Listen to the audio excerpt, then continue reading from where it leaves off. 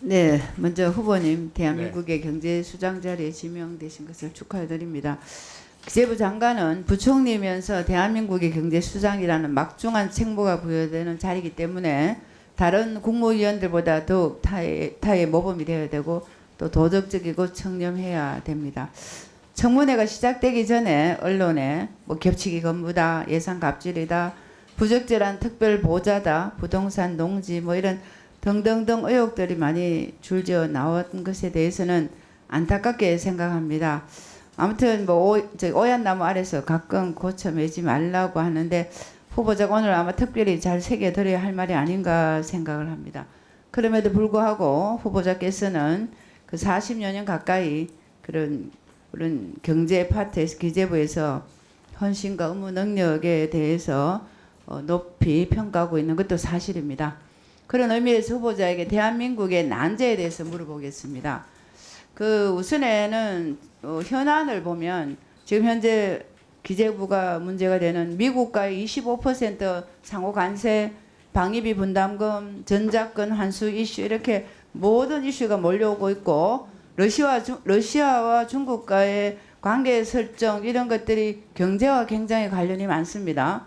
이런 현안 또 기재부 자체의 세제 정책 중에서도 오랫동안 손대지 못하고 방치해두었던 상속세, 근로소득세, 법인세, 부가가치세 등 과세 표준이나 세율을 어떻게 합리적으로 조정할 것인지 꽤나 풀기 어려운 숙제입니다. 그런데 이제 지금은 뭐 극한의 정치 대립도 워낙 단골의 난제이기도 하고요. 그런 중에서 또 이 통발 부수다 보니까 탄소 중립 시대를 준비하면서 원전과 재생에너지가 예산적인 측면이나 그런 어떻게 하면 양날개로 갈 수 있을지도 또한 난제라고 생각합니다. 그런 가운데 또 사회적으로는 저출생, 고령화 이런 문제들이 종합적인 문제가 있습니다. 그래서 이런 대한민국의 경제가 가장 풀기 어려운 난제가 많은데 결국은 후보자께서는 주식회사 대한민국을 만들어서 잘 해보겠다고 하셨는데 지금 이제 생각하시기에 이 난제 중에서 가장 어려운 난제가 뭐라고 생각하십니까? 진짜 그 난제가 너무 많습니다. 진짜 너무 많아가지고요. 뭐 저출생 고령화도 이슈죠. 기후 변화에 대한 대응도 되고 있지 않죠. 또 국내적으로는 경쟁력 약화돼가 있죠. 그다음에 양극화가 너무 심해가지고요. 진짜 어려운 계층이 자꾸 늘어나는 문제 있죠. 노인 문제 있죠. 청소년 문제 있죠. 장애인 문제 있죠.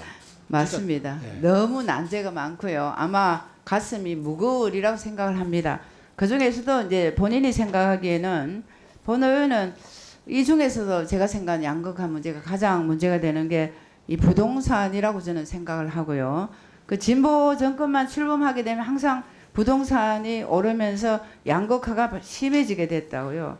그래서 지금 이번 정부도 특히 최근에 이제 부동산 문제가 일어나면서 그야말로 초양극화로 지금 가지 않냐 하는 우려가 있습니다.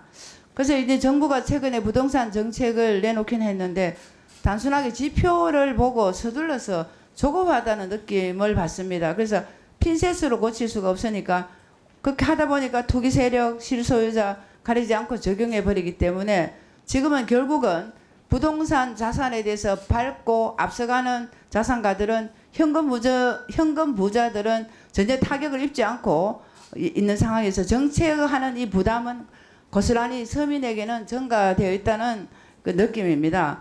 그래서 최근에 전세 월세가 이제 옮겨가고 오르면서 서민들이 굉장히 어려워지고 있는데 그래서 지금은 이제 서민들은 대출 받지 마라 뭐 이런 걸 많이 요구를 하고 할 수가 없는 상황인데 결국은 이제 강남 수도권 이런 쪽은 이번에 이제 후보자뿐만 아니라 대부분의 이번에 후보자들이 청문회에 나온 후보자들은 그야말로 조용히 몰래 뒤에서 강남 재테크를 하고 있었다고 서민들은 지금 생각을 하고 있습니다.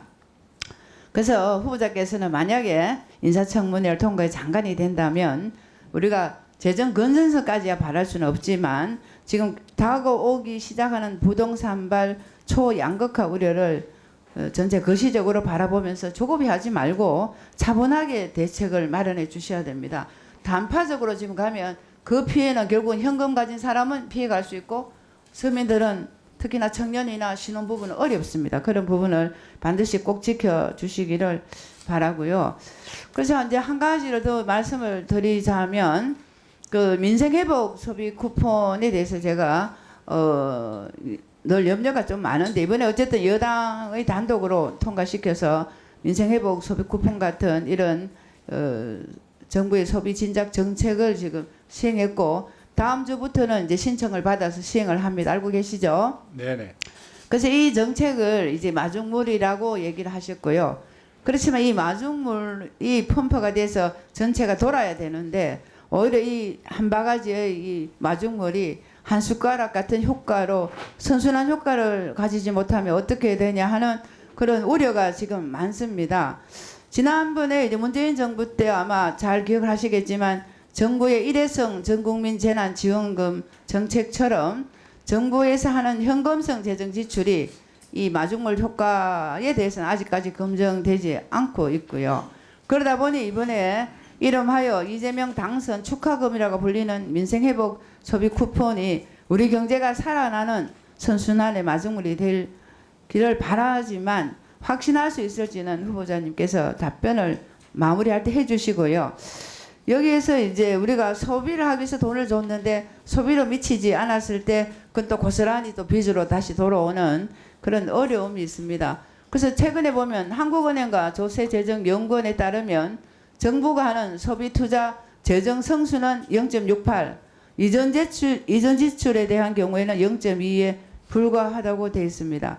그래서 저는 이렇게 직접 줬는데 소비가 안 일어나는 것보다는 조금 더 면밀하게 보셔가지고 SOC 등에 투자를 해서 경기 대응 효과가 큰 쪽으로 연계해서 가야 되지 않느냐는 게 저희 생각입니다. 이거 어떻게 생각하세요?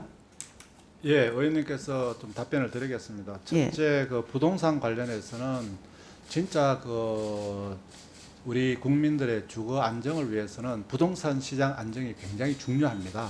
그래서 이번에는 수요 측면에서 그 부동산 수요를 좀 막기 위해서 했고요. 실수요자입니다.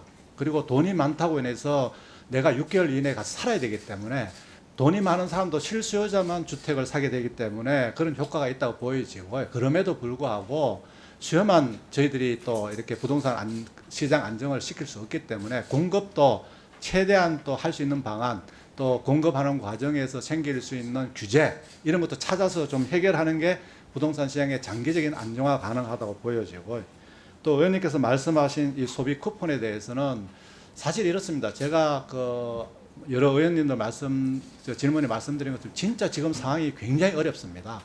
소비, 투자, 그리고 수출, 그다음에 성장률도 0% 내로 굉장히 어렵기 때문에 이런 상황 하에서 소비 쿠폰을 통해 가지고 진짜 지방에 가보면 이렇게 거의 이제 진짜 굉장히 어려워서 이제 도저히 못 견디겠다 하는 우리 국민들이 많습니다. 이분들에 대해서 일단 좀 당장 좀 견디낼 수 있게 하자. 근데 이걸 SOC로 주면 시간이 오래 걸립니다. 이게 돌아서 돌고 오는데 안 되니까 저희들이 이분들한테 시간 회임을 줄이기 위해서 좀 진짜 이게 싸줘서 이분들이 좀 진짜 체력을 해가 당장 이렇게 넘어지지 않도록 하겠다는 그런 목적을 했다는 말씀을 드리고, 저는 이런 단계적인 걸 통해서 소상공인들이 조금 숨을 쉬게 하고 여기에다가 소상공인들에 대해서 업종별로 경쟁력 제고를 하게 하고, 또 그 다음에 단순하게 무슨 돈 주기보다는 R&D를 통해 가지고 뭐 맛있는 음식을 만든다든지 뭘 경쟁력을 높일 수 있는 쪽으로 해서 장기적으로는 경쟁력을 갖도록 해서 이런 식의 지원보다는